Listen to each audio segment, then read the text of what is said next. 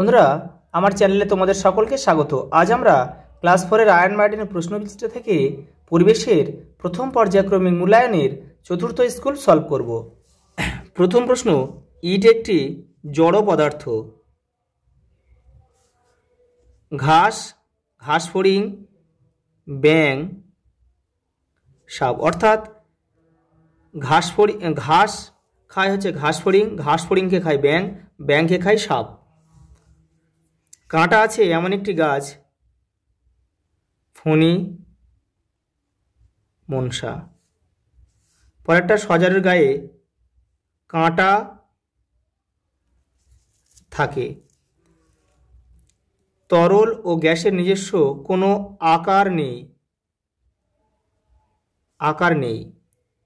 পরের প্রশ্ন, বস্তু যা দিয়ে তৈরি তাকে আমরা পদার্থ বলি। পরেরটা, বাতাসের সঙ্গে আমাদের শরীরে তৈরি হওয়া ড্যাশ গ্যাস শরীর থেকে বেরিয়ে যায়, CO2, মানে কার্বন ডাইঅক্সাইড গ্যাস শরীর থেকে বাইরে বেরিয়ে যায়।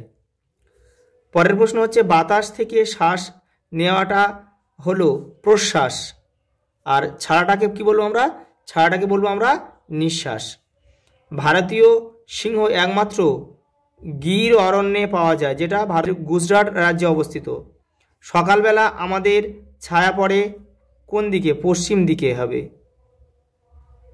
পশ্চিম দিকে, যেহেতু সূর্য পূর্ব দিকে ওঠে সেই জন্য পশ্চিম দিকে ছায়াটা পড়বে।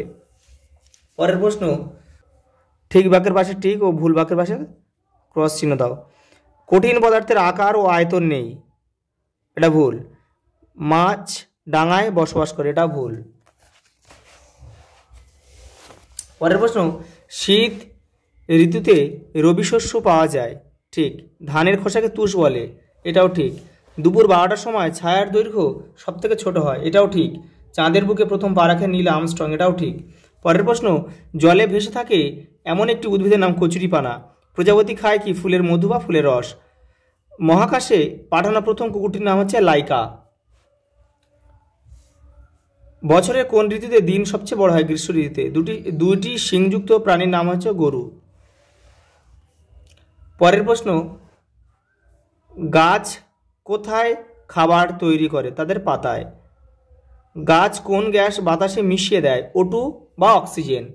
পরের প্রশ্ন, কঠিন পদার্থের দুটি উদাহরণ দাও। লোহা, তামা, পাথর ইত্যাদি। আজ এই পর্যন্ত, দেখা হবে পরের ভিডিওতে।